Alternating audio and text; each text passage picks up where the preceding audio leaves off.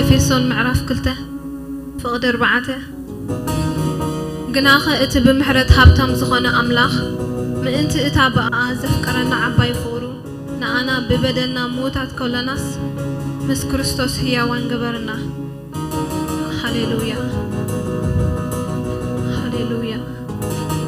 زي بهير صلاة كل ناس بموت ودو تعارقنا هاليلويا مدحان هبنا حج دما خنا مسكونينا تأجو أندا ذكرنا هاليلويا بتأجخ حليفة يوندا بنا خنزمر لنا هاليلويا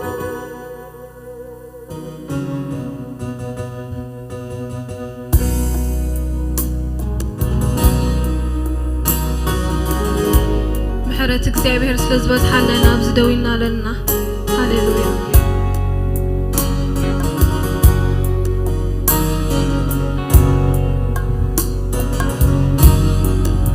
فقري واقاز تخفلو إننا خنزمرنا هاليلويا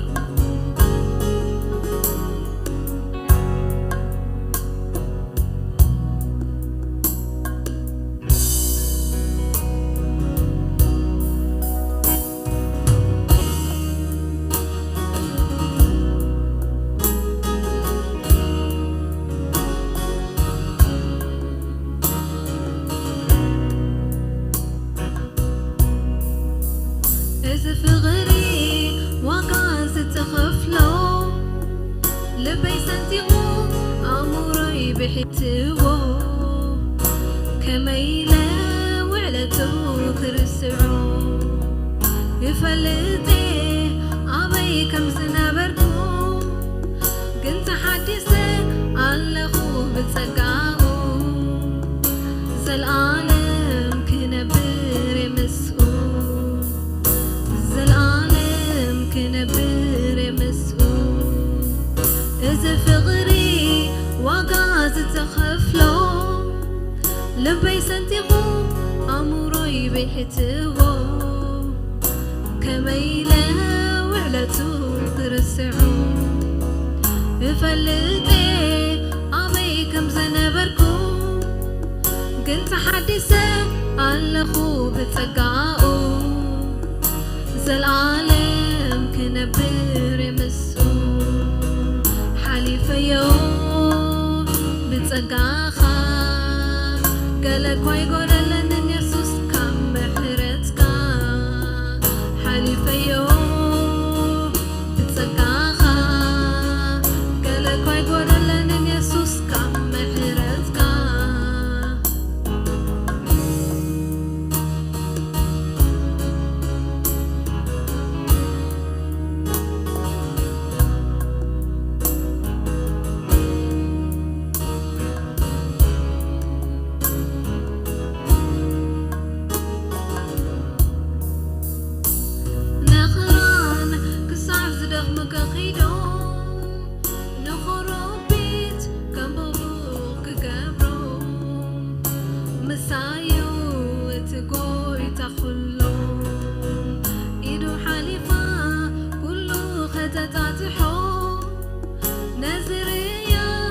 نفسي كتمسكنو بغي عيان خبرو خدكونو بغي عيان خبرو خدكونو حليفة يوم بسقاخا قالك واي قولن إن يسوس كم محرتك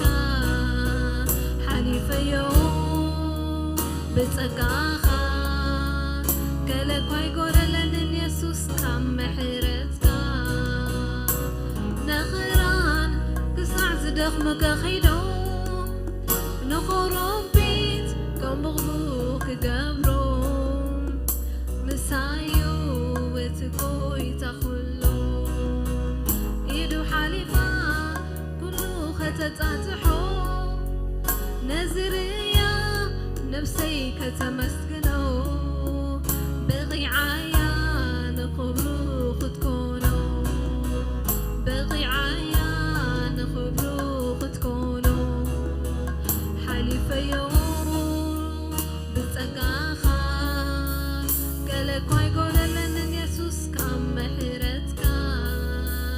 حليفة يوم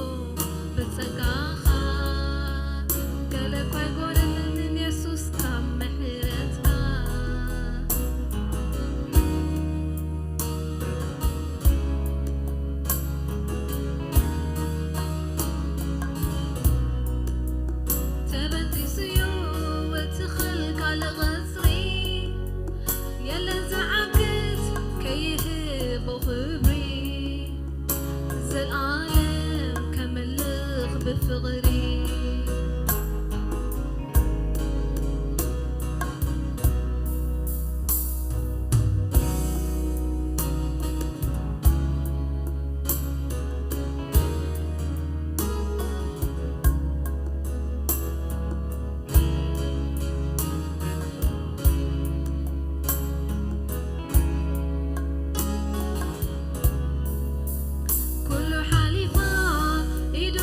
تتطحو نزريا نفسي كتمسكنو بغي عيان خبرو ختكونو كل حليفة إيدو ختتطحو نزريا نفسي كتمسكنو بغي عيان خبرو ختكونو محرتو سلامو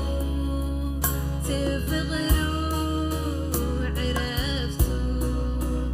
كيروني زلالم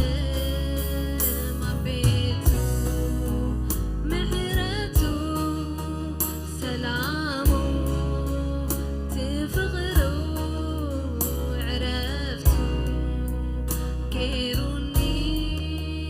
زلالم عبيتو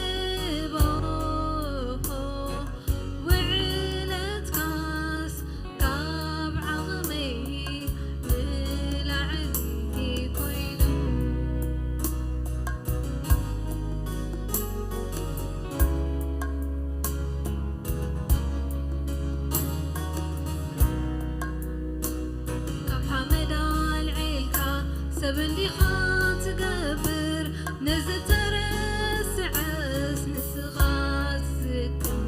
سمكاي غبر اكزابيهير كم حمد العلكا سبندي خات قبر نزترس عس نسخات سكر سمكاي غبر اكزابيهير سمكاي غبر من زلالم سمكاي غبر باهي لوكا كبر مسواتي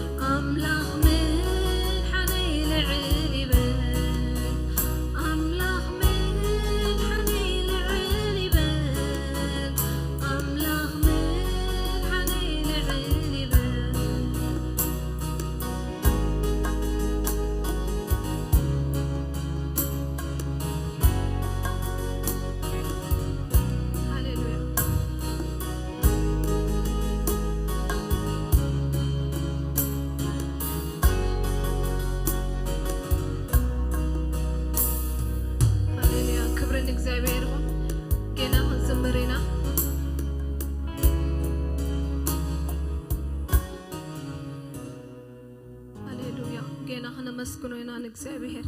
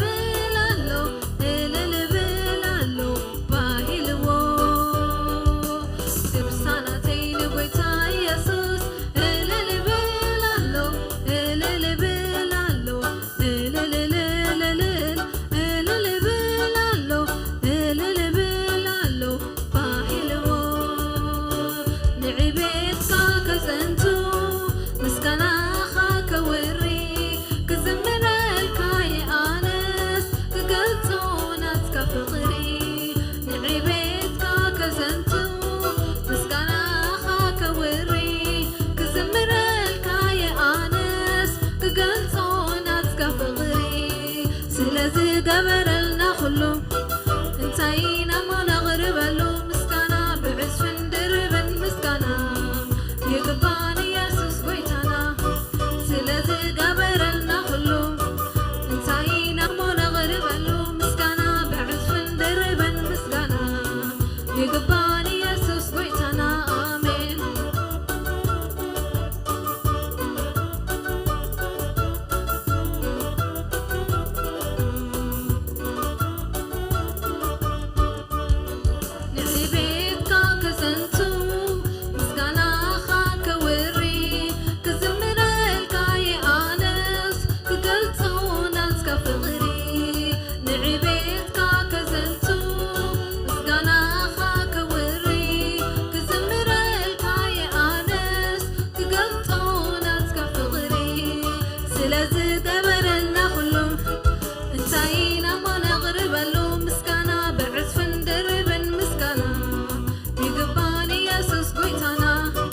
ስለዚህ ገበረልና ሁሉ እንታይና ማነغرب له مسكنا بعزف درب مسكنا يقبان يسوس قويتنا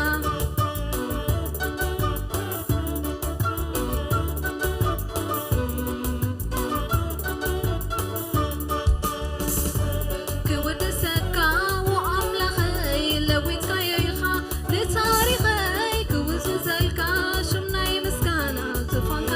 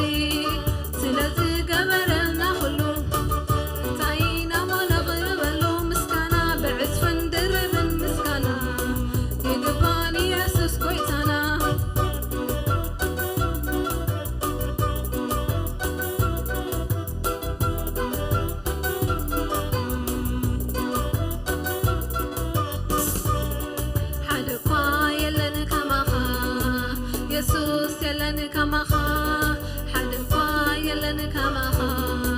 يسوس يلن كماخا أملاخي يلن كماخا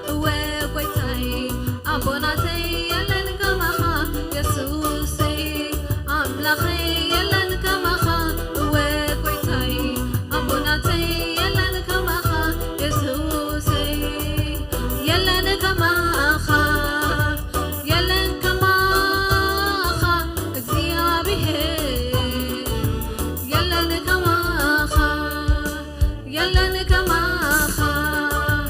يلن كماخا እግዚአብሔር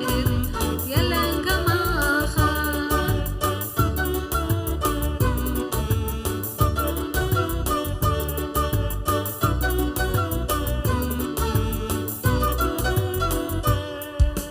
أبا خاي وكل أبا خاي وكل أبا خاي وكل أبا خاي وكل جزي كي مرسكو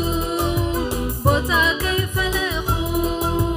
أبا خاي وكل أبوي أبا خاي وكل العلي أبو عدل العلي حو حبتي أبا خاي وكل أبوي أبا خاي وكل نعبيتك كزنتو مسقانا خاك وري كزمر الكاي آنس كقلصونات كفغري نعبيتك كزنتو مسقانا خاك وري كزمر الكاي آنس كقلصونات كفغري سلازي قبرلنا خلوم انتاينا ما نغربلو مسقانا بعزفن دربن مسقانا يقباني يسوس قويتنا سلازي قبرلنا خلوم انتاينا ما نغربلو مسقانا بعزفن دربن مسقانا يقباني يسوس قويتنا يلن كماخا يلن كماخا እግዚአብሔር يلن كماخا يلن كماخا يلن كماخا እግዚአብሔር يلن كماخا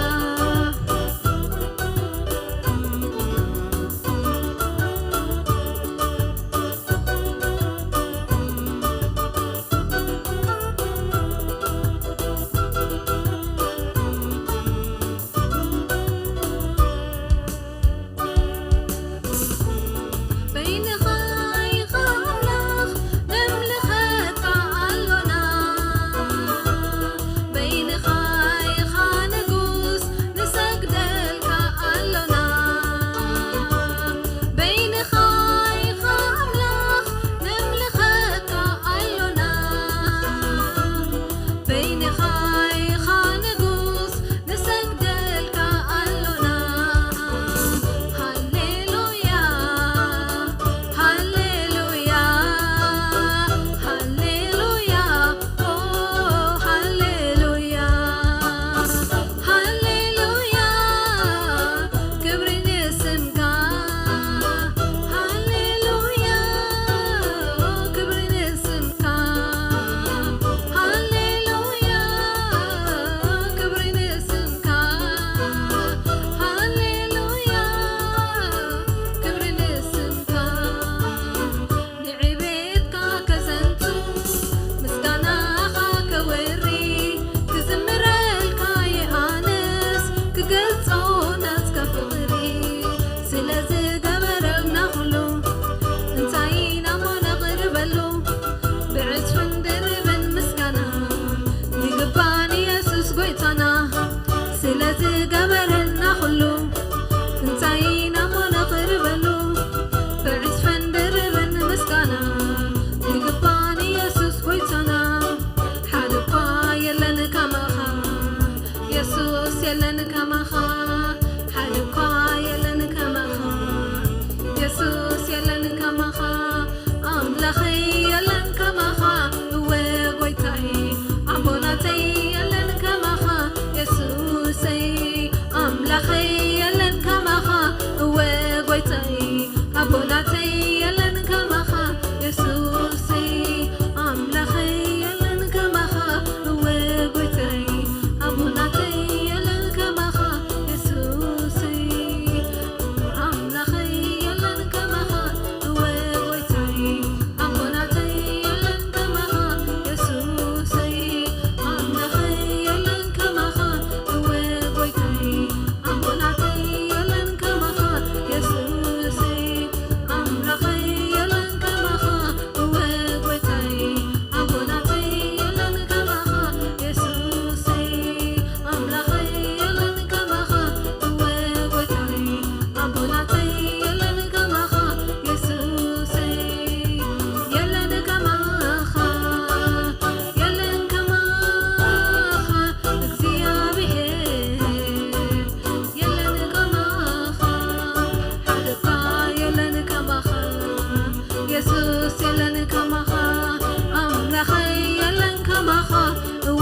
goitay abonatay yalan kamaha Jesus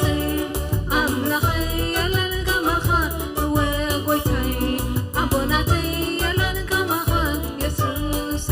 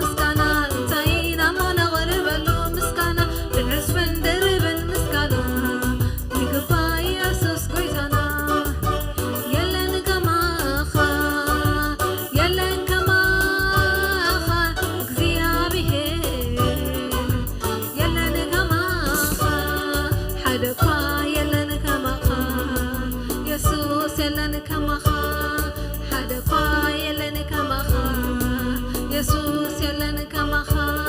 amlakhay yalan kamaha we goitay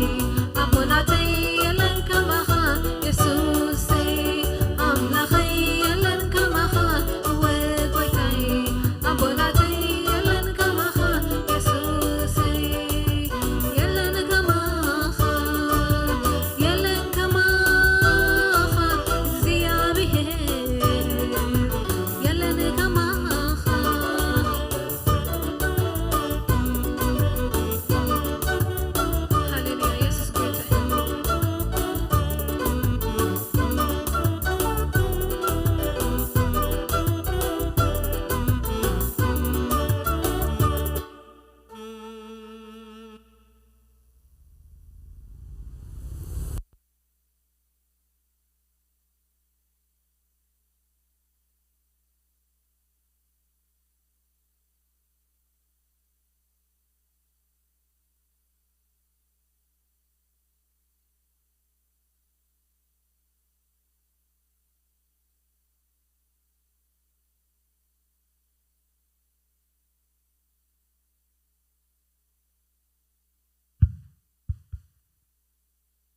እግዚአብሔር ይመስገን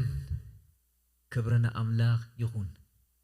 ኢየሱስ ክርስቶስ ተማለሎመን ዘለዓለም ሕያው እዩ ወ ከም ኢየሱስ ክርስቶስ የለን ኢየሱስ ክርስቶስ ተማለን ሎመን ዘለዓለም ሕያው እዩ ካብ ዘለዓለም ንዘለዓለም ሕያው እዩ ከምኡ ዝበለ የለን ከምኡ ዝበለ አምላክ ኣብ ሰማይ ይሁን ኣብ ምድሪ ይሁን ትሕተ ምድሪ ይሁን የለን ኢየሱስ ክርስቶስ ትማልን ሎምን ንዘለዓለም ሕያው እዩ እዚ ዝፈልጦ ዘጣዓሞ ጥራይ ዝፈልጦ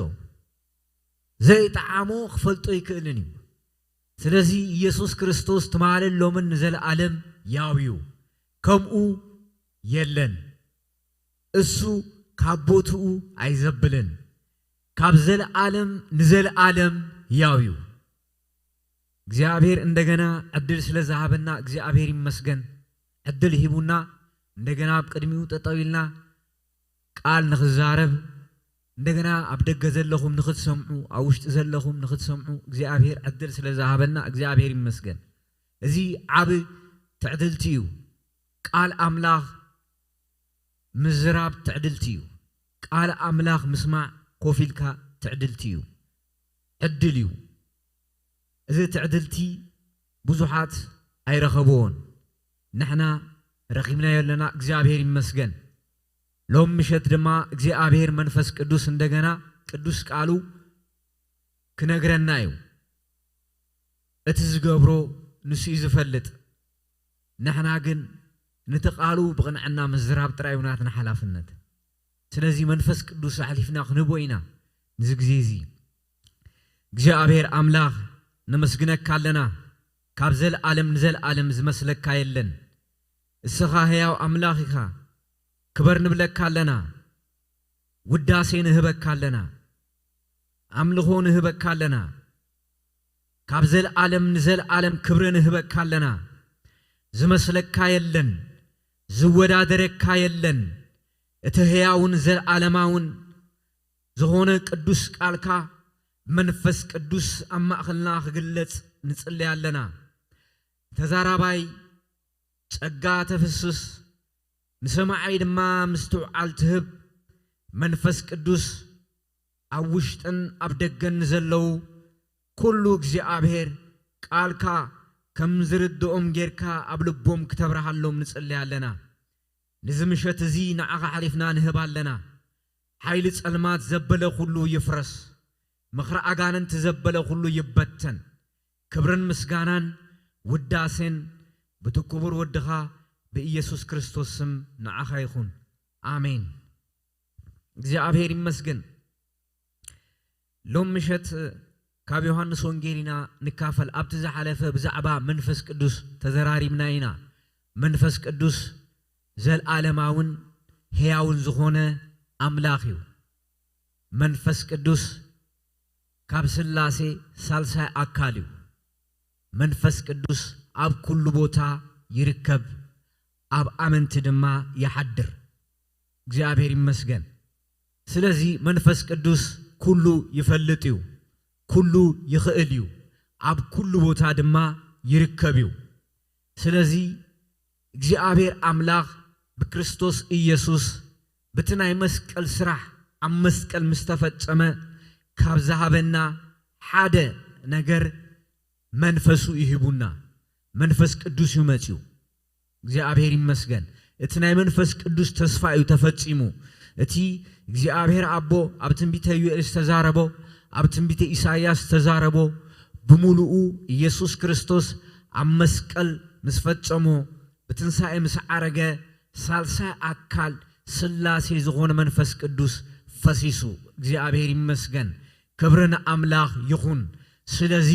እቲ ሕያው መንፈስ ምሳና ኣሎ ንዚዩ ኢየሱስ ክርስቶስ ኣነ ተዝኸይድ ይሕሸኩም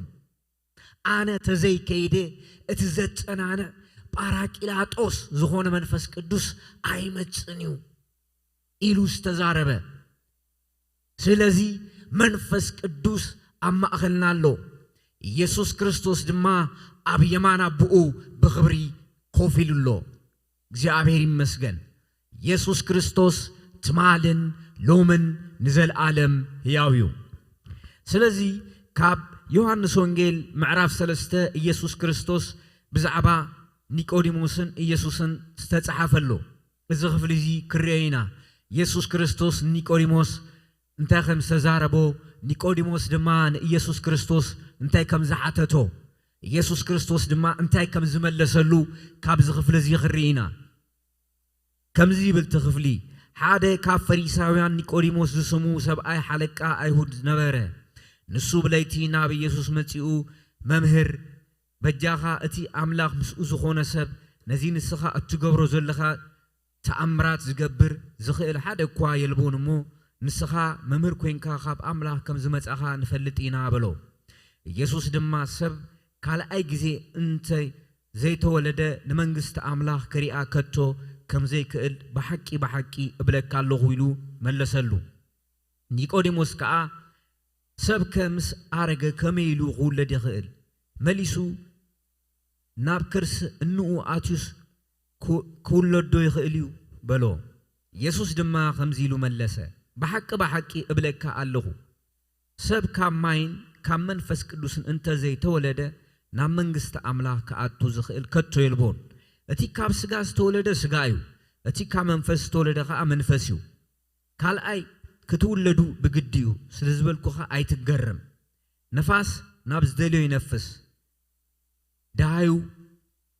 ዳሃዩ ከዓ ትሰምዕ ካበይ ከም ዝመጽእ ናበይ እውን ከም ዝኸይድ ግና ኣይትፈልጥን ኢኻ እቲ ካብ መንፈስ ዝተወለደ ዘበለ ድማ ከምኡ እዩ ኒቆዲሞስ ከዓ እዚ ደኣ ከመይ ኢሉ ክኸውን ይኽእል ኢሉ ሓተቶ ኢየሱስ ድማ መሊሱ ከም ዝበሎ ንስኻ መምህር እስራኤል ኢኻ እዚ ነገር ዝዶ ኣይትፈልጥን ብሓቂ እብለካ ኣለኹ እንፈልጦ ንዛረብ ዝራእናዮ ንምስክር ኣለና ንዚ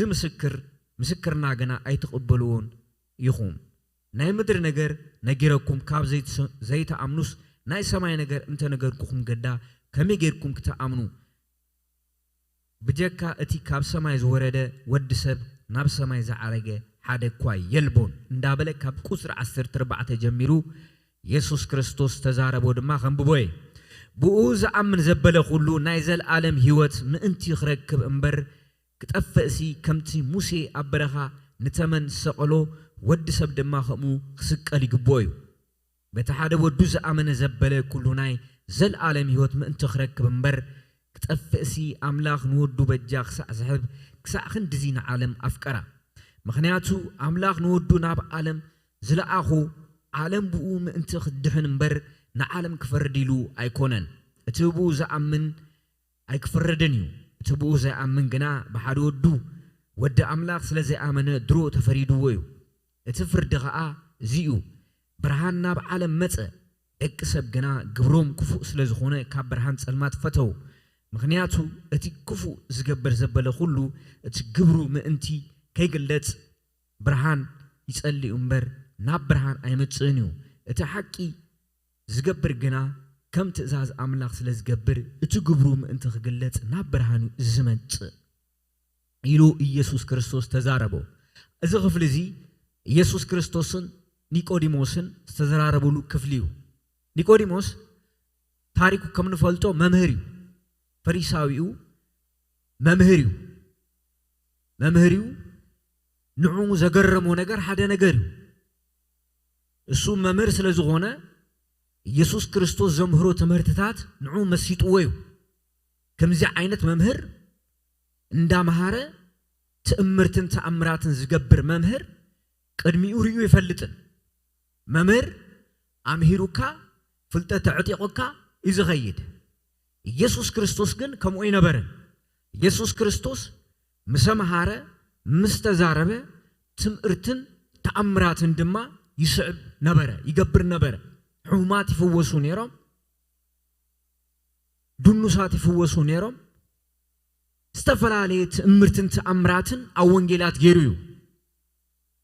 ሰባት ምሰመሃሮም ትምርትን ተኣምራትን ገይሩ ክምግቦም ተራእዩ ስለዚ ዝተፈለየ ነገር እዩ ንፈሪሳውያን በቲ ዘመን እቲ ዝዘመሩ ፈሪሳውያን ትምርቶም ምዝራብ እምበር ትምርትን ተኣምራትን ክገብሩ ኣይክእሉን እታ ዝፈልጥዎ እዮም ዝዛረቡ ንኒቆዲሞስ ኣገሪምዎ እዩ እስኻስ ካብ ኣምላኽ ከም ዝመጻኻስ ተረዲእንሎ ካብ ኣምላኽ ኢኻ እዚ እስኻ ትገብሮ ትእምርትስ ሰብ ካብ ኣምላኽ ተዘይኮይኑስ ክገብሮ ኣይክእልን እዩ ኢሉ ተደኒቁ ዝሓቶ ዘሎ ኢየሱስ ክርስቶስ ግን ንናይ ኒቆዲሞስ ዝተደነቀሉ ሓሳብ ኣይኮነ መሊሱሉ በጣም ዘገርም እዩ ኒቆዲሞስ ዝሓተቶ ሕቶ ካሊዩ ኢየሱስ ክርስቶስ ዝመለሰሉ ድማ ካሊዩ ኢየሱስ ክርስቶስ ብዛዕባ ህይወት ይዛረበሉ ኒቆዲሞስ ድማ ብዛዕባ ትእምርትን ተኣምራትን ይዛረበሉ ኒቆዲሞስ እዚ ነገር ከሓትት ከሎ ኣብ ውሽጡ እንታይ ዓይነት መልሲ ጽበይ ከም ዝነበረ ኣይንፈልጥን ኢና ግን ነቲ ንሱ ዝሓሰቦ መልሲ ኣይመለሰሉ ኢየሱስ ክርስቶስ ዝገበሮ ሓደ እንታይ እዩ ሰብ ኢሎ ኢየሱስ ድማ ሰብ ካልኣይ ግዜ እንተ ዘይተወሊዱ ንመንግስቲ ኣምላክ ክሪኣ ከቶ ከም ዘይክእል ብሓቂ እብለካ ኣለኹ ኢሉ መለሰሉ ኢየሱስ ክርስቶስ ንትሕቶ ዝመለሰሉ መልሲ ዳግማይ ክትውለድ ከም ዘለካ እዩ ሰብ ዳግም ዳግማይ ተዘይተወሊዱ ብዛዕባ ውልደቱ ሓቲትዎ ብዛዕባ ውልደቱ መሊሱሉ ኒቆዲሞስ ግን ሕጂውን ኣይተረዶን ኒቆዲሞስ ወሪዱ እንታይ ኢልዎ ሰብ ምስ አረገስ ምስ ሰየበስ እንደገና ተመሊሱ ከበዲኡ ማህፀን ክውለድ ይኽእል ዲዩ ኢሉ ብዛዕባ ፍጥረታዊ አሰራራሃ ሕጊኡ ዝዛረብ ነይሩ ኢየሱስ ክርስቶስ ግን ብዛዕባ ሰማያዊ መንፈሳዊ ሕጊኡ ዝነግሮ ነይሩ ኣይተረዳድኡን ኢየሱስ ዝዛረቦ ካልኡ ኒቆዲሞስ ዝሓስቦ ድማ ካልኡ ከመይ ገይሩ ሰብ እንደገና ክውለድ ይኽእል ከበዲኡ ማሕፀንስ ከመይ ገይሩ እንደገና ክውለድ ይኽእል ብዛዕባ ውልደት ኢየሱስ ክርስቶስ ዝዛረቦ ዘሎ ሰብ ተዘይተወሊዱስ ዳግማይ ተዘይተወሊዱስ ንመንግስቲ ኣምላኽ ክሪኣ ኣይክእልን ዝብሎ ዘሎ እሱ ድማ እንደገና ሰባዊ ዝኾነ ቋንቋ ሕጅውን ይዛረባሉ ኣይተረዳዱ ሽዑ ኢየሱስ ክርስቶስ ዝገበሮ ሓደ ነገር ኢየሱስ ድማ ከምዚሉ መለሰ በሐቂ ደጊሙ እብለካ ኣለኹ ሰብ ካብ ማይን ካብ መንፈስ ቅዱስን እንተ ዘይተወለደ ናብ መንግስቲ ኣምላኽ ከኣቱ ዝኽእል ከቶ የልቦን ኢሉ ሕጂ ኣብርህ ኣቢሉ ኣርግጽ ኣቢሉ ነጊርዎ ማለት እዩ ናይ ኢየሱስ ክርስቶስ ትምህርቲ በጣም ዘገረመን መጀመሪያ አለስልስ የብሎ ድሃር ግን እንዳዓጸቀ ይዝኸይድ እንደገና ካማይን ካመንፈስን ሰብ ተዘይተወሊዱ ናብ መንግስት አምላኽ ከአቱ አይክእልን ሕጽር ብዝበለቕ ናብ መንግስት አምላኽ ሰብ ከአቱ ተደልዩ ካማይን ካመንፈስን ክውለድ ኣለዎ ተዘይተወሊዱ ንመንግስት አምላኽ ክሪአ አይክእልን ኢሉ ተዛሪቦ ኢየሱስ ክርስቶስ ብዛዕባ መንግስቲ አምላኽ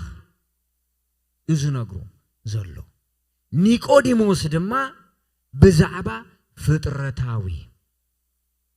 ይዛረብ ዘሎ እዚ ተፈላላይ ኢየሱስ ክርስቶስ ብዛዕባ መንግስት አምላኽ እንዳሰበኸ ዞረ ይዝብለና ብዛዕባ መንግስቲ አምላኽ ብዛዕባ ታትመጽ መንግስቲ አምላኽ ሕጅውን አማእኸልና ዘላ መንግስቲ አምላኽ ብዛዕባ እንዳሰበኸ ሰብ ግን ኣብዚ ከኣቱ ተኾይኑ ካማይን ካብ መንፈስን ክውለድ ኣለዎ ኢየሱስ ክርስቶስ እዚ ምስተዛረቦ ቀፂሉ ካብ ቁጥር 14 ዝተዛረቦ ሓደ ነገር ኣሎ ብዝኣምን ዘበለ ኩሉ ካብ ቁጥር 12 ክንብባ ናይ ምድሪ ነገር ነገርኩኹም ካብ ዘይተኣምኑስ ናይ ሰማይ ነገር እንተ ነገርኩኹም ገዳ ከመይ ጌርኩም ክትኣምኑ ብጀካ ኣቲ ካብ ሰማይ ዝወረደ ወዲ ሰብ ናብ ሰማይ ዝዓረገ ሓደ እኳ የልቦን ብኡ ዝኣመነ ዘበለ ኩሉ ናይ ዘለዓለም ህይወት ምእንቲ ክረክብ እምበር ከይጠፍእሲ ከምቲ ሙሴ ኣብ በረኻ ንተመንሰቆሎ ወዲ ሰብ ድማ ከምኡ ክስቀል ይግባእ እዩ ኢሉ ብዛዕባ እታ ናይ ህይወት መገዲ እሱ ባዕሉ ከም ዝኾነ ነጊሮ ክስቀል ይግባእ እዩ ኢሉ ብዛዕባ ናይ መስቀል ሞቱ ነጊርዎ ስለዚ መጀመሪያ ካማይን ካብ መንፈስን ሰብ ቅድሚ ምውላዱ ብመን ከኣምን ኣለዎ ብጎይታ በኢየሱስ ክርስቶስ ብትናይ መስቀል ስራሕ ኢየሱስ ክርስቶስ ኣብ መስቀል ዝተሰቀለሉ ምክንያት ሓደ እንታይ ብኡ ዝኣመነ ናይ ዘለዓለም ህይወት ክረክብ እዩ ናይ ዘለዓለም ህይወት ሰብ ክረክብ ዝኽእለሉ መገዲ ኢየሱስ ክርስቶስ ከኣምን ከሎ እዩ ሰብ ካብ መንፈስ ቅዱስ ዝውለደሉ መገዲ ብጎይታ በኢየሱስ ክርስቶስ ሞት ትንሳኤ ከኣምን ከሎ እዩ እግዚአብሔር ይመስገን ብልቡ አሚኑ በአፉ ምስክር ከሎ እዩ ኢየሱስ ክርስቶስ ጎይታ ከም ዝኾነ ብልቡ አሚኑ በአፉ ከምስክር ከሎ ሽዑ ይውለድ ኢየሱስ ክርስቶስ ትማልን ሎምን ንዘል ዓለም ሕያውዩ እምነትን መውላድን በክርስቶስ ምእማንን ውልደትን ክንፈላልዮ አይንኽእልን እዚ ተዓብ ነገር ስለዚህ እምነት ካብ ምስማዕ እዩ ምስማዕ ድማ ካብ ቃል አምላኽ እዩ ንትሰማዕናዮ ወንጌል ኣብ ልብና አቲና በአፍና ክንምስክር ከለና ሽዑ ህይወት ንቕበል እግዚአብሔር ይመስገን እዚ ናይ ሰብ ስራሕ አይኮነን እዚ ናይ አምላኽ ስራሕ እዩ አምላኽ ካብ ሰባት ዝጽበዮ እንታዮ እምነት بتحدى ودو زعمنا كموت ناب هيوت تساقرنبر ناب فردي ايمتن يوزبل ات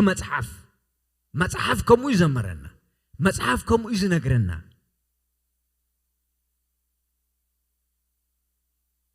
سلازي نيقوديموس نمنግስት አምላክ ከትሪአ ተደሊኻ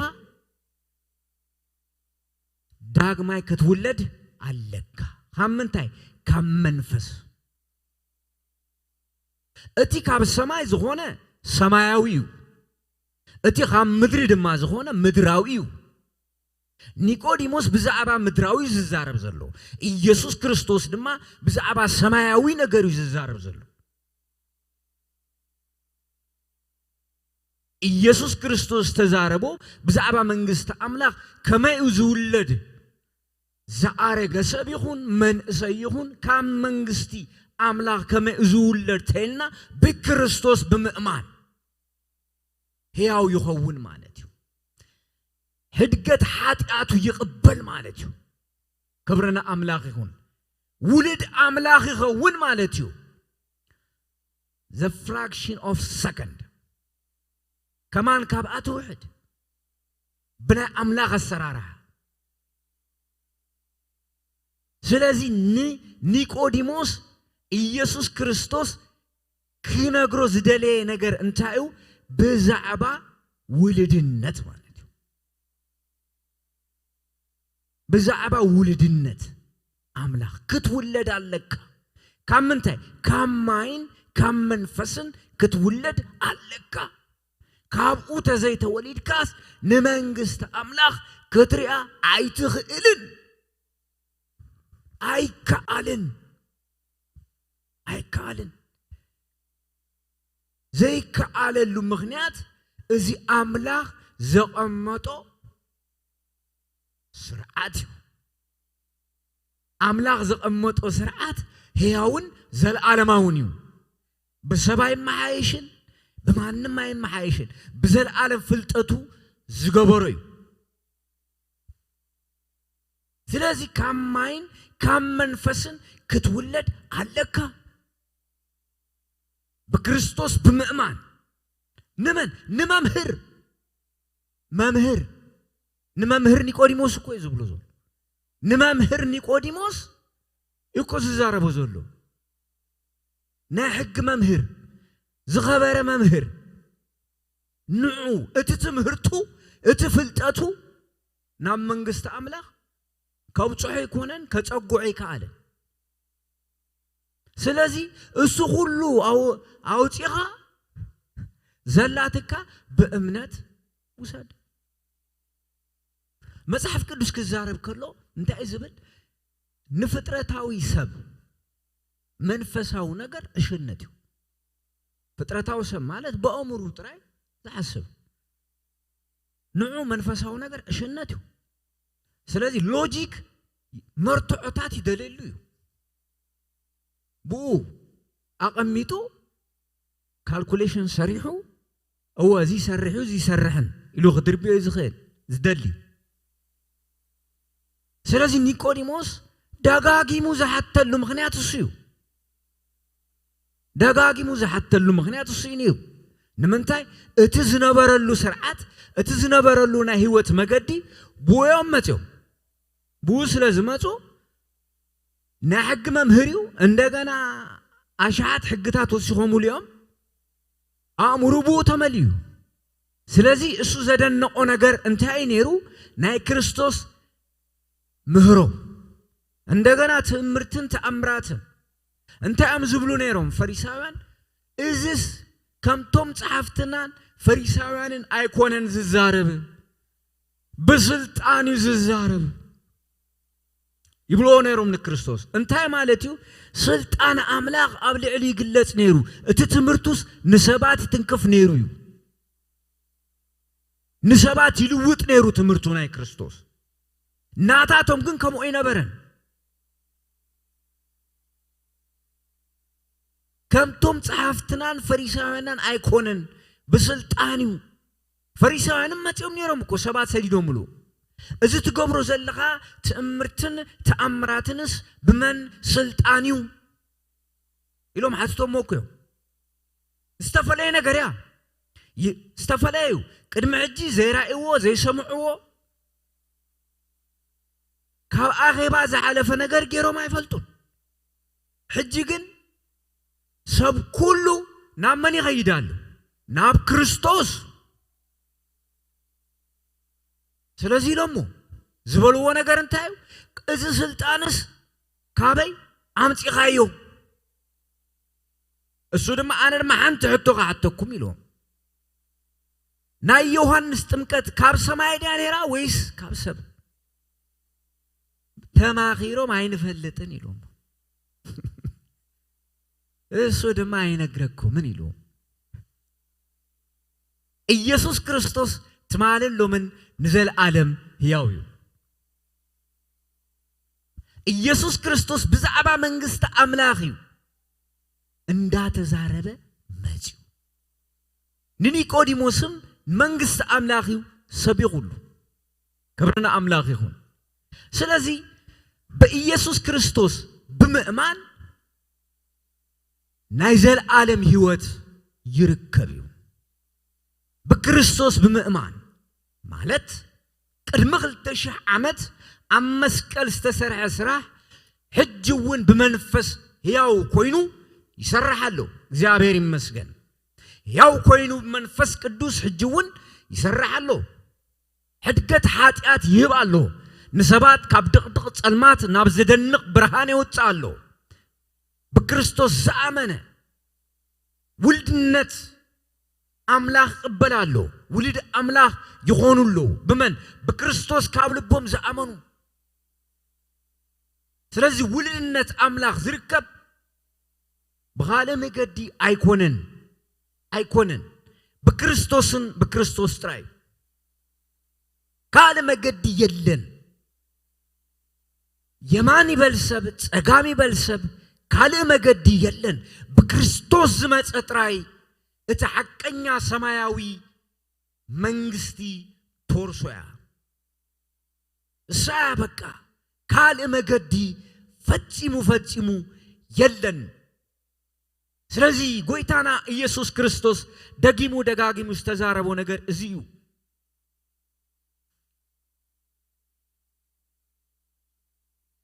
ቡዝ አመነ ዘበለ ሁሉ ናይዘል ዓለም ህይወት ምንት ክረክብ እንበር ከይጠፍእሲ ከምቲ ሙሴ አበረኻ ንተመን ሰቀሎ ወድ ሰብ ደማ ከምኡ ክስቀል ይግባዩ በተሓደ ወዱ ዘአመነ ዘበለ ሁሉ ናይዘል ዓለም ህይወት ምንት ክረክብ እንበር كيتفسي أملاك نودو بجا خساب زهب كساخ ندزينا عالم أفكارا مخنياتو أملاك نودو ناب عالم زلعه عالم بقو من انتي خدهن مبر نا عالم كفر ديلو أيكونن اتي بقو زأمنه أي كفر دنيو اتي بقو زأمن جنا بحد ود أملاك سلا زأمنه درو تفريدوي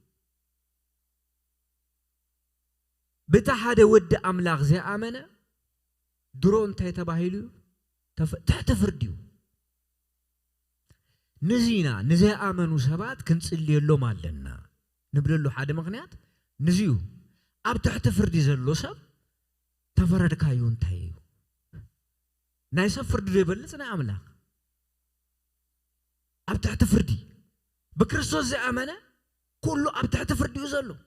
التفرد مع عسفة سماين فلتن جزء أبيرجن أبتعت استوعبت جزء بونجل كبت صحب نسألي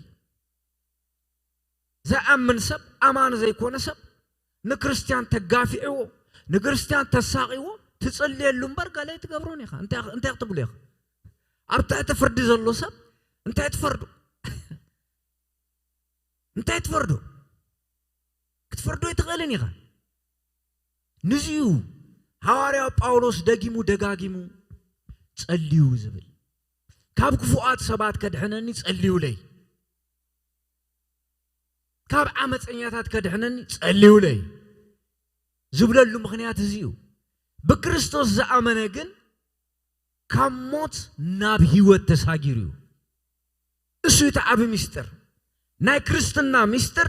እሱዩ በክርስቶስ ዘአመነ ካብ ሞት ናብ ህይወት ተሳጊሩ تب كريستوس ود أملاك دما زي آمنة أبتعت فردلو إذا فرد ما قليلا يكون زي العالم أو فرديو جزاء فردي كونن ويبسقات تقطعوق أبيت ما أثر تسب كم زفتح يكونن كز عاتم سود إذا كونن إذا زي العالم أو فرديو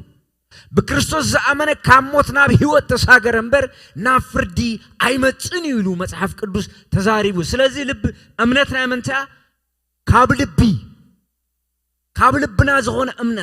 أمنت كم مسمع قال أملاك كم مسمع يمت بزعبا كريستوس كم مسمع يمت بكريستوس زعمنا دما كموتنا بهوت يساقر سلسة تساقر الله مالتيو استساقر دما هياو كوينو ينبر نزيو يسوس كريستوس كزارب كله أنا هيوت كونلكم هيوت كبزحالكم متى اتي ليباغن كسرق كعرق كطفي متيو سلازي اتي هيوت اتي زلعالماوي هيوت اتي زوي هيوت بمنفس قدوس اب لبنا يحدر اب لبخم يحدر هاليلويا بكريستوس زامنه امنت بكريستوس بمؤمن زركب هيوتيو بكريستوس بمؤمن زركب زل عالماوي هيوت بكريستوس بمؤمن زركب زل عالماوي تسفى ناي منفس قدوس معتم بكريستوس بمؤمن تراي يمان صقام غلخ يتوسخلو ስለዚህ እምነት ካብ ምስማዕ ምስማዕ ድማ ካብ ቃል ክርስቶስ እዩ እቲ ቃል ክንሰምዖ ከለና እቲ ቃል ካብ ልብና ክንቀበሎ ከለና ኣብ ውሽጥና ህይወት ይህብ ሃሌሉያ ስለዚህ ኢየሱስ ክርስቶስ ኒቆዲሞስ ዝተዛረበ ነገር ብዛዕባ ህይወት እዩ ብዛዕባ መንግስት አምላኽ ተዛሪቦ ክብርን አምላኽ ይኹን ኢየሱስ ክርስቶስ ተማልሎምን ንዘል ዓለም ህያውዩ ህያውነት ውልድነት አምላኽ ሰብ ዝረክብ በክርስቶስ ምእማን እዩ በክርስቶስ ክንአምን ከለና ማሕደር መንፈስ ቅዱስ ንኸውን መንፈስ ቅዱስ ኣብ ህይወትና ይመልእ ሃሌሉያ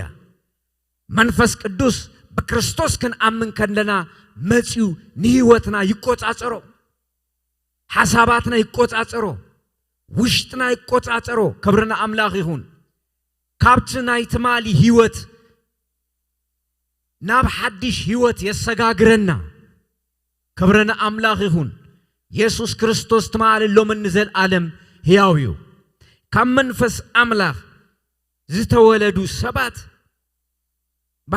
በሐቂ ዕድለኛታት እዮም ካብኡ ዝበልጽ ህይወት የለን እሱ ዘል ዓለማውነት ዝተላበሰ ህይወት እዩ ዘል ዓለማውነት ዘለዎ ህይወት እዩ እቲ ህይወት እቲ እግዚአብሔር በክርስቶስ ኢየሱስ እንደቅ ሰባት ሁሉ ዝመደቦ ህይወት እዩ ግን ንስተቀበልዎ በስሙን ዘአምኑ ንዓታቶም እዩ ዝበረኸት ዝፈሰስ አምላኽ አያዳለውን እቲ መገዲ ጋህ አቢሉ ኸፊትዎ እዩ ኩሉ ሰብ ካአትወሉ ናይ ሰብ ግን ውሳነ ኣሎ ኢየሱስ ክርስቶስ ናይ ግሉ መድሓኒ ገይሩ ተቀቢሉ ብህይወት ክነብረሉ ብህይወት ክመላለሰሉ ፍቃድ ሂብዎ እዩ እግዚአብሔር እዚ ናይ ግሉ ውሳነ እዩ ናይ ግሉ ውሳነ እዩ ንኹሉ ሰብ ዝተዋሃበ መገዲ እዩ ንውሑዳት ጥራይ ኣይኮነን ንኹሉ ሰብ ተዋሂቡ እዩ እቲ ኣፍ ደገ ክፉት እዩ ንዑ ኣብዚ ህይወት እተው ኢሉ በክርስቶስ ኢየሱስ ነቲ ሰማያዊ ኣፍ ደገ ከፊቱ ብፍቅሪ ኢዱ ክቅበለና ክቅበለኩም ተዘርጊሑሎ ኢዱ ስለዚህ ንዑ ናብ ክርስቶስ ኢየሱስ ክርስቶስ ትማልሎምን ንዘለዓለም ሕያው እዩ መንግስት አምላክ ተደንቅ አምላክ ያ በሐቂ ብለካለሁ ሰብ ካብ ማይን ካብ መንፈስ ቅዱስን እንተ ዘይተወለደ ናብ መንግስት አምላክ አቱ ዝኽእል ከቶ የልቦን ምዝኽፍ ለዚ ተታዓዚ ጥቅስታት አለው ኣብ ትንቢተ ሕዝቅኤል ምዕራፍ 36 ቁጥር 25 ከምዚ ይብል ጽሩይ ማይ ክነጽገልኩም እሞ ክትጸሪይኹም ካብ ኩሉ ርኽሰትኩም ከኣ ኩሎም ጣዖታትኩም ከጽሬየኩም ሓድሽ ልቢ ድማ ክህበኩም ሓድሽ መንፈስ ከኣ ክሕድረልኩም ናይ እምኒ ልቢ ካብ ስጋኹም ከውፅእ ናይ ስጋ ልቢ እውን ክህበኩም ንመንፈሰይ ከኣ ውሽጥኹም ክሕድሮ በትእዛዘይ ከመላለሰኩም ፍርደይ ክሐልወኩም ከግብረኩምን እየ ኢሉ ይዛረባሉ ስለዚህ እንታዩ በክርስቶስ ዘአመነ ሰብ እዚ ተስፋዚ ኣብ ትንቢተ ሕዝቅኤል ተዘሪቡ ዝነበረ ተስፋ ተፈጽሙ እዩ ክብረና አምላክ ይሁን ኢየሱስ ክርስቶስ ትማልሎም ንዘለዓለም ሕያው እዩ መንፈሰይ ኣብ ልብኹም ከሕድሮይ ጽሩይ ማይ ገይረ ክሓጽበኩም ሃሌሉያ ሓጺቡ ጽሩይ ማይ ገይረ ክሓጽበኩም ከጽሬየኩም እንደገና እቲ ናይ እምኒ ልብ ውጽእ ናይ ስጋ ልብ ክህበኩም الزدنق تصفان هيوتنيو الزدنق نجار إذا سب كجبري كألنيو سب كجبر زي كأل نجاريو اتنا أمن لبي اتزاي جزاء لبي اتعمس أنيا لبي اتبتعبي تستملأ لبي نوعوت ايه نايس قال لبي كوبكمي من فسيد ما عبلب عبشتهم كحدري هاليلويا سلزي منفس قدوس عبتس تلوت قلبي إذا عدر مالتيو عبتس تتنكف قلبي إذا عدر مالتيو ما عدا رسيو بكريستوس سبك أمن كله تحتيلو إذا أمن أو قويتاي نايوتاي قويتاي نقصيخا بركو صبيرو يعينتو عنك عريرو إدو زرقحو دخامي كل تفولت إيها وشدو أنا دخمي تقبلني شو منفس قدوس يمت صروحو يسرح هاليلويا يسوع كريستوس تمال اللو من نزل عالم هياويو هو يسوع كريستوس كزارب كله أنا بلبي لواهن تحوتني كاباي تمهارو إليو يسوع كريستوس تمال اللو من نزل عالم هياويو هو ኢየሱስ ክርስቶስ ጎይታዩ ኢሉ ኣብ ህይወቱ ጎይትነቱ ዝሸይም ኢየሱስ ክርስቶስ ጎይታዩ ኢሉ ንጎይትነቱ ኣብ ልቡ ዘኽብር እሱ ማዕደር መንፈስ ቅዱስ ዝኸውን መልአት መንፈስ ቅዱስ ኣብ ህይወቱ ይኸውን ህይወቱ ይልወጥ ህይወቱ ይትንከፍ ሃሌሉያ ኢየሱስ ክርስቶስ ትማልሎ ምን ዘለዓለም ሕያው እዩ መንፈስ ቅዱስ ኣብ ስራሕ ኣብ ህይወትና ይሰርሕ ناي ملوات سرح يسرح ناي محص اب سرح يسرح هاللويا عدناق تغباراتي فصم اب ግብረ ሐዋርያት ምዕራፍ 2 ካብ ቁጥር 38 ካብ 39 ከምዚሉ ጴጥሮስ ካ እቲ ተስፋ ንዓኻትኩምን ንደቅኹምን ነቶም ኣብ ሩሑቕ ዘለው ኩሎም እግዚአብሔር አምላኽና ጸውዕዎም زبالونيو التواهبمو تنسحو نفس وكفكم كا بسم يسوع كريستوس نحدقت حاتياتي تمقو هي منفس قدوس هون كتقبلوا اخم بلو ኢየሱስ ድማ ቀዳማይ ዮሐንስ ምዕራፍ 5 እቲ ብማይን ብደምን ዝመጸ እዚዩ ማለት ኢየሱስ ክርስቶስ ብማይን ብደምን እምበር ብማይ ጥራይ አይኮነን ዝመጸ እቲ መንፈስ እውን ሓቂ እሞ እቲ መንፈስ እዩ ዝምስክር ዘሎ እቶም ዝምስክሩ ኸኣ መንፈስን ማይን ደምን ሰለስቲኦም እዮም እሞ ሰለስቲኦም ሓደ እዮም ሃሌሉያ ቲቶ ምዕራፍ 3 ከምዚ ኢሉ ይነግረና እቲ ናይ መድኃኒና ናይ አምላኽ ሕያውነት ፍቅሩ ንሰብ ምስ ተገለጸ ግና ንሱ ብምሕረቱን ብምሕጻብ ሓድሽ ልደትን ብምሕዳስ መንፈስ ቅዱስ እዩ ዘድሓነና እምበር ንሕና ብዝገበርናዮ ግብሪ ጽድቂ ኣይኮነን ብጸጉኡ ጸዲቕና ብተስፋ ናይ ዘለዓለም ሕይወት ወረስቲ ምእንቲ ክንከውንሲ መድኃኒና ኢየሱስ ክርስቶስ ገይሩ ንመንፈስ ቅዱስ ኣብ ልዕሌና ኣብዚሑ ኣፍሰሶ ሃሌሉያ ዘገርም ነገር እዩ እግዚአብሔር ዘገርም ነገር እኮ ገይሩልና ዋላ ሓደ ዝገበርናዮ ነገር ዝወሰኽናዮ ነገር የለን ንጽድቅና ዝመላእናሉ ነገር የለን ንጽድቅና ወይ ዝደገፍናዮ ነገር የለን ብጸጉኡ ገይሩ አድሒኑና በቃ ሰብ ነዚ መቅባል ይኸብዶዩ ኣብ ሃይማኖት እስራት ዘለው ሰባት ነዚ መቅባል ይኸብዶም ቁሩብ መደገፍ ክገብሩ ይደልዩ እርዱኝ ረዳችኋለሁ ብለዋል እግዚአብሔር ይረድ እምበር አይረዳኝ ዝርዳ አምላኽ ይብልናን ዝርዳ አምላኽ ይብልናን ንስከሙም አምላኽ ይብልናን ናና ይስከመናይ ተሰኪሙና ይዝቀይድ ይረዳና ይስከመና ሃሌሉያ ስራዕና ኣብ መስቀል ሰሪሑ ንዑ ተዳሊልኩም አሉ እተው ከም ጽቡቕ ወላዲኻ ከም ጽቡቕ ኣዴኻ ኣዳላ ንግሆ ቀስቂሳ ንዓ ብላዕኸም ትብለካ ማለት እዩ ከምኡ ገይሩ በቃ ንዑ ተዳሊልኩም አሉ በክርስቶስ ኢየሱስ ተዳለወልና ዓቢ ዘለዓለማዊ ፍስሓ ደስታን ሰላምን አሎ ሃሌሉያ እቲ ህይወት እሱ እዩ እቲ ጸጋ ብጸጋ ኢና ድሒና በክርስቶስ ምስ አመና መንፈስ ቅዱስ ተፈሲሱ ጸጋ አምላኽ እዩ ምሕረት አምላኽ እዩ ዋላ ሓደ እግዚአብሔር ህይወት ተብዛዓልና ጸጋ አምላኽ እዩ ዋላ ሓደ ካባና ዝኾነ ኣይኮነን እሱ ናይ አምላኽ ህይወት እዩ ሃሌሉያ እሱ ናይ አምላኽ ህይወት እዩ ሓደ ጊዜ ኣብ ሓንቲ መጽሓፍ ዝረኣኽዋ በጣም ዘገረመትኒ ነገር አለ እቲ ሰብኣይ ክጽሕፍ ከሎ እንታይ ኢሉ ጽሒፉ ኣነ ኢሉ ብጽቡቕ ነገር ተሪእኹም እሱ ናይ አምላኽ ኢሉ ክፉእ ነገር ተሪእኹም እሱ ናተ እዩ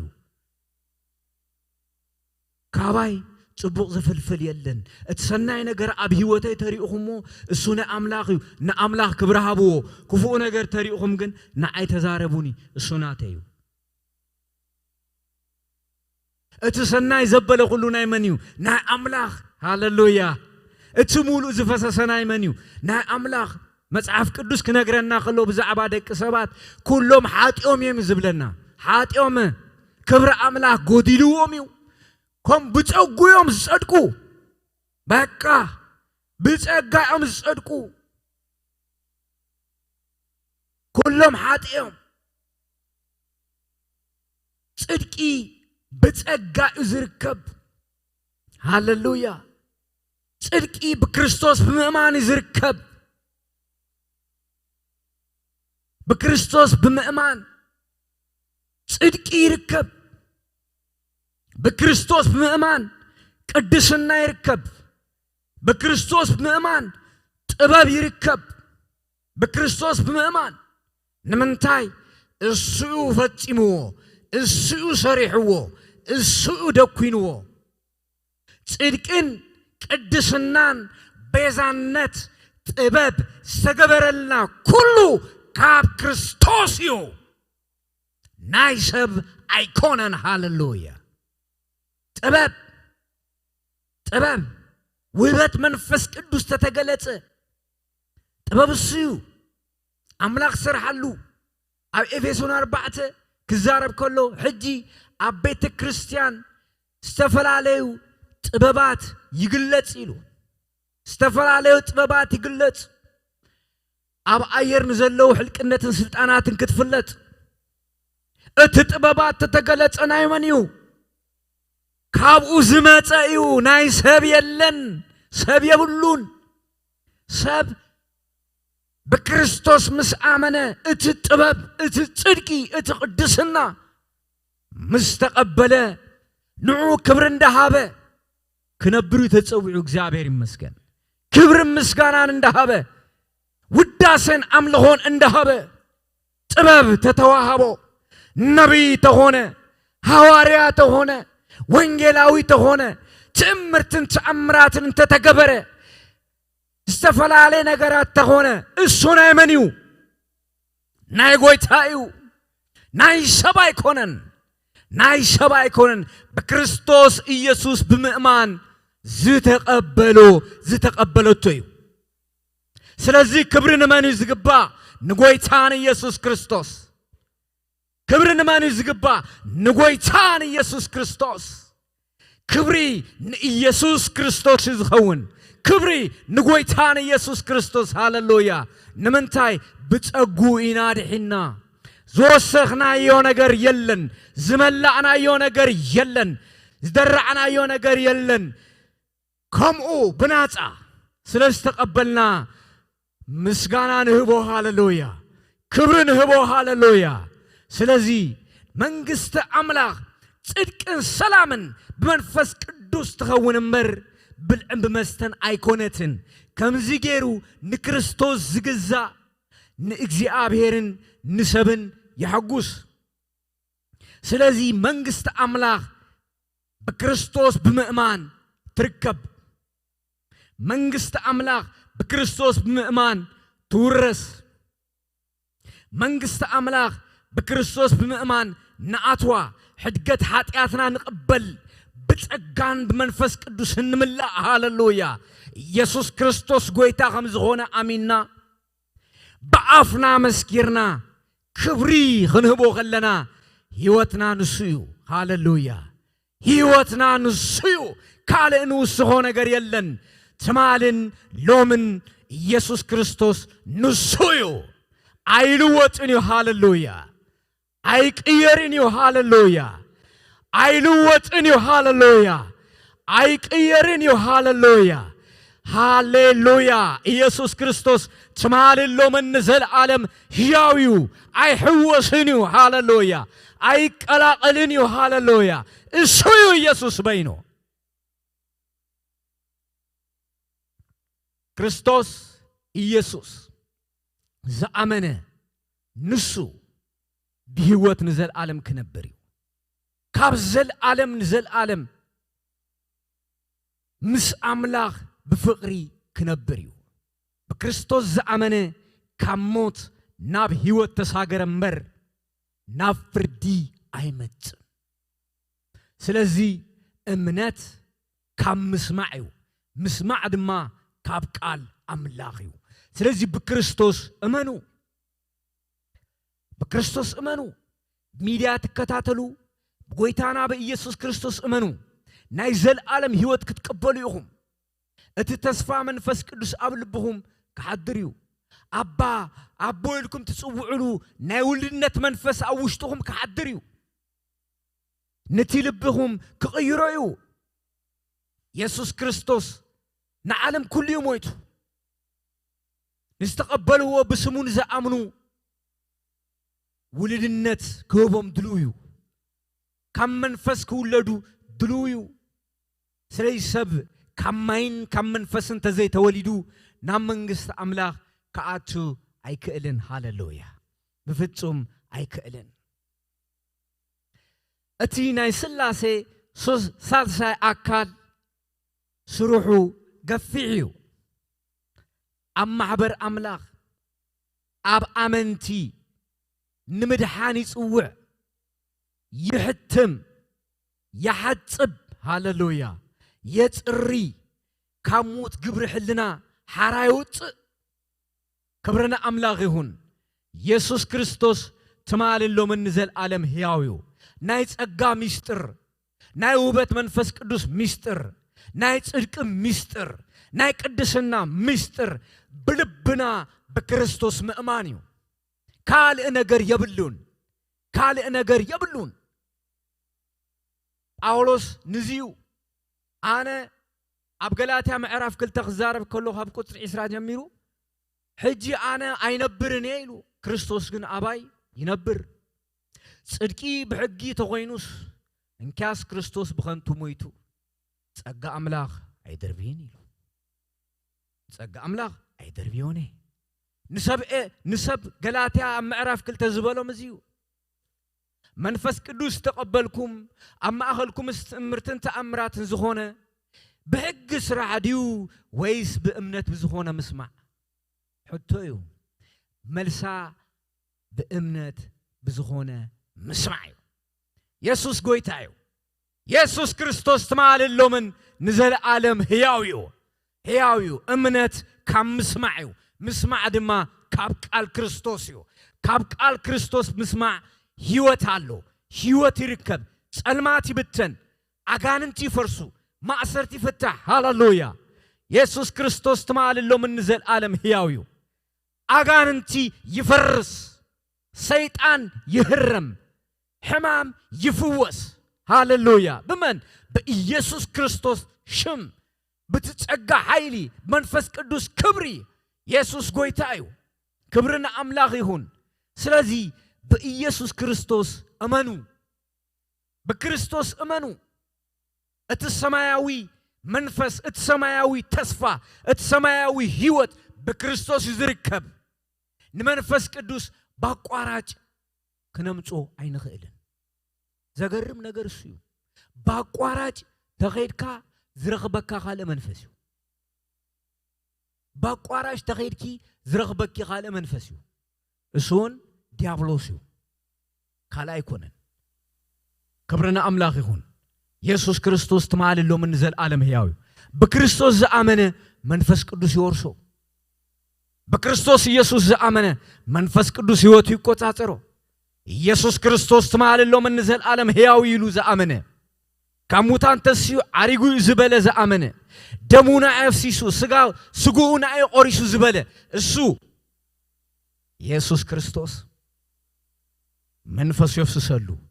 هيوتو يقوطاطرو هاليلويا كالاي بميديتيشن نمنفس قدوس كنقبلاي نخيلينينا بكريستوس بمؤمن بكريستوس اميننا منفس قدوس مستملانا قال املاك انداستنتنا توعلنا صبغيو سو صبغي يطقميو منفس قدوس قالو خبرهالنا يخيليو ابلبنا ابوشتنا ابحلنانا هاليلويا سلازي ات مسارات كنتصفالو مالتيو اتنا هياو منفس داي منفس قدوس مورال وين اي منفس قدوس اب امنت ناي محدار سرتو بغويتا بإيسوس كريستوس مأمانيو السود سرت بكريستوس إيسوس زأمنه كموت ناب هيوت كمز الساقر كله بكريستوس إيسوس زأمنه منفس قدوس يمولا بتسقى خبري ملا هاللويا تصدق انك قدسنان يلبس طباب يلبس هاللويا ازي ازغون سرتو كريستوس يو هاللويا كبرنا أملاغ يهون سلازي بكريستوس امنو نعونا بكريستوس أبيوتكم نكريستوس عندنا بوتابو أمن تزخونكم بوتابو يسوس تبوتا عزو أبحلناهم يعزو أبوشتكم بوتو يكوتاتر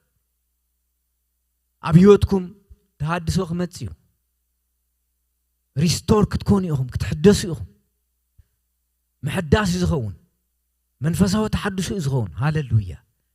اسو يزغون منفس قدوس نكريستوس يعو يزمت تحدث يزغون ناي صروت تحدث يخون قالنا من باب تحدث يخون هاللويا قالنا مسمع تحدث يخون ناي قال املاك حررتا تحدث يخون هاللويا اسو يزغون ኣብቲ ሓቀኛ ክርስቶስ ኣብቲ ሰረት ተመጺና ኢየሱስ ቦታኻ ሓዝ ተይልናዮ ልብና እንደገና ንቃል ኣምላኽ ይጸምዕ እቲ ዝደንዘዘ ልቢ ይነቓቓ ሃሌሉያ እቲ ዝደንዘዘ ሕልና እንደገና ሕያው ይኸውን ሃሌሉያ ንዓ ክርስቶስ ሓድሰኒ ብጸጋኻ ሓድሰኒ ህይወተይ ይተሓደስ ናይ ጸሎት ህይወት ይሕደስ ሃሌሉያ ናይ ጸሎት ፓወርፉል ዝኾነ ጸሎት ሃሌሉያ ኃይል ዝመልአ ጸሎት ይኸውን ካብ ቁዘማ ጸሎት ተወጽዩ ኢየሱስ ክርስቶስ ትማልሎምን ንዘለዓለም ሕያው እዩ ክብርና ኣምላኽ ይኹን ኢየሱስ ክርስቶስ ትማልሎምን ንዘለዓለም ሕያው እዩ ኃያል ዝኾነ ናይ እምነት ጸሎት ለውጥ ዘመጽእ ናይ እምነት ጸሎትን ትንቢትን ይፈላለዩ ባይዘው ናይ እምነት ጸሎት ናብ ክርስቶስ ናብ ተሐቀኛ መስመር ተመጺና ናይ እምነት ጸሎት እሱ ኣብ ቅድመ ኣምላኽ ተቀባልነት ኣለዎ ኃያል ነገር ድማ ተመጽእ ሃሌሉያ ኢየሱስ ክርስቶስ ትማልሎምን ንዘለዓለም ሕያው እዩ እዚ ዘመን እዚ ናይ ተሐድሶ ዘመን እዩ محداس كخوني እግዚአብሔር كحدسنا كنحدسينا ህይወት كحدسو አገልግሎት كحدسو ነገራት ሁሉ كحدسو ሃሌሉያ ቃል አምላክ በክብርን በኃይልን ክግለጽዩ ናይ ሰባት ህይወት ክትንከፍዩ ናይ ሰባት ህይወት ክልወጥዩ ዝደንዘዘ ህይወት ክትስዩ ሃሌሉያ እዝን አመንቲዩ እግዚአብሔር ከምኡ ክገብርዩ እግዚአብሔር ከምኡ ክሰርሕዩ እወ ተሐድሶ ክገብርዩ ምንቅቃሕ ኸውንዩ ጀኒውን ዝኾነ ምንቅቃሕ ሓደ ሰሙን ገፍገፍ ኢሉ ዝጠፋ ኣይኮነን ሐቀኛ ዝኾነ ኣብ ገዛ ዝነድድ ኣብ አደባባይ ዝነድድ ኣብ ስራሕ ዝነድድ ተሐድሶ ክብርና ኣምላኽ ይኹን ኢየሱስ ክርስቶስ ትማልን ሎምን ንዘለዓለም ሕያው እዩ ኢየሱስ ክርስቶስ ትማልን ሎምን ንዘለዓለም ሕያው እዩ ክንጽሊና ኢየሱስ ነመስግነካ ኣለና ስምካ ይኽበር ካብ ዘለዓለም ንዘለዓለም ዝመስለካ የለን ክበር ተመስገን ህይወት ተሐድስ ህይወት ተለምልም ህይወት ትልውጥ በቃል ካም መንፈስካ ንስኻ ኢኻሙ ካብ ክብር ናብ ክብሪ ስለተሰጋግረና ነመስግነካ ክብርን ውዳሰን ንህበካ ኣለና ካብ ጸልማት ናብ ብርሃን ተሳግር ካብ ሰይጣን መንግስቲ ናብ ፍቅር መንግስትኻ ተፈልስ ኢየሱስ ክበር ንብለካ ኣለና ነመስግነካ ኣለና እንደገና ምሕዳስ ስለትገብር ንኽብረካ ኣለና እንደገና ኃይልኻ ስለዝፈስስ ነመስግነካ ኣለና ክበር ተመስገን በዚ ሚዲያ ዝትከታተሉ ኢየሱስ ክርስቶስ ናይ ህይወተይ መድህን ክገብር ይደሊ ትብሉ ተሃሊኹም ኣብቲ ዘለኹም ቦታ ኮይንኩም ኢየሱስ ክርስቶስ ህይወተይ ተቀበለኒ ህይወተይ ግዝአዮ ዘመነይ ተቆጻጸሮ ህይወተይ ንዓኻ ይበካ ኣለኹ በልዎ ኢየሱስ ክርስቶስ ክቅበለኩም እዩ ኢየሱስ ክርስቶስ ናይ ዘለዓለም ህይወት መገዲ እዩ እሱ ናይ ህይወት መገዲ ናብ ክርስቶስ ተመጺኹም ውሕስነት ናይ ህይወት ኣለኩም እግዚአብሔር ምሳኻትኩም ክኸውን እዩ መገዱ ንሱ እዩ ብዝተፈላለየ መገዲ ካብ ክርስቶስ ህይወትን አስተምህሮን ርሒቀ ነይረ ትብሉ እስኻትኩም ናብ ክርስቶስ ኑ ኢየሱስ ክርስቶስ ክቅበለኩም እዩ ኢሉ ዘርጊሑ በፍቅሩ ንዑ ናብ ማሕበር አምላኽ ተጸምበሩ ቃል አምላኽ ስምዑ ጸልዩ እግዚአብሔር ህይወትኩም እንደገና ክሕድሶዩ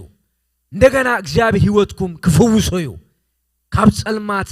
ናብ ብርሃን ከሰጋግረኩም እዩ ካብ ድኻም ናብ ሓይሊ ከውፃአኩም እዩ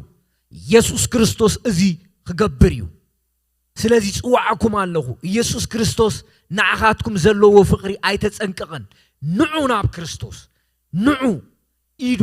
ዘርጊሑ ክቕበለኩም እዩ ሃሌሉያ እግዚአብሔር አምላክ ነመስግነካ ኣለና ስምካ ይኽበር ካብ ዘለዓለም ንዘለዓለም ክበር ንብለካ ኣለና ኩሉ ትገብር አምላክ ንስኻ ኢኻ እሞ ተመስገን ንብለካ ኣለና ብዝተፈላለየ መገዲ ቅዱስ እግዚአብሔር ብሕማም ዝሳቀዩ ብዝተፈላለየ ናይ ድኻም መንፈስ ዝሳቀዩ ዝኾነ ይኹን ናይ መናፍስቲ ሓይሊ በጌታ በኢየሱስ ክርስቶስ ስም ዝተሰበረ ይኹን ምኽሪ አጋንንት ዘበለ ሁሉ ይሰባበር ምኽሪ ዲያብሎስ ይሰባበር ምኽሪ ጸልማት ይሰባበር ምኽሪ አጋንንት ይሰባበር ናይ ሕማም ሓይሊ ሁሉ ይሰባበር በጌታ በኢየሱስ ክርስቶስ ስም ናይ በሽታ ሓይሊ ናይ ሕማም ሓይሊ በጌታ በኢየሱስ ስም ይበተን በኢየሱስ ስም ይፍረስ በኢየሱስ ስም ይውደቅ በኢየሱስ ስም ይበታተን በኢየሱስ ስም የሞት ጥላ በኢየሱስ ስም ይገፈፍ በጌታ በኢየሱስ ክርስቶስ ስም ሐዘን ጭንቀት ፍርሃት ተስፋ መቁረጥ ዘበለ ሁሉ በጌታ በኢየሱስ ክርስቶስ ስም ዝተበተነ ይሁን በኢየሱስ ስም ይበተን በናዝሬቱ ጌታ በኢየሱስ ስም ይበተን በኢየሱስ ስም ይበተን መናፍስታው ኃይል ይበተን አጋንንታው ኃይል ይበተን ሰይጣናው ኃይል ይበተን ናይ ጸልማት ኃይል ይበተን በጌታ በኢየሱስ ስም ይበታተን ኦ ኢየሱስ ነመስግነካ ኣለና ክብርና አኻ ይኹን ምስጋና ንስምካ ይኹን ሽምካ ሓያል እዩ ካብ ዘለዓለም ንዘለዓለም ክበር ተወደስ በኢየሱስ ክርስቶስ ስም አሜን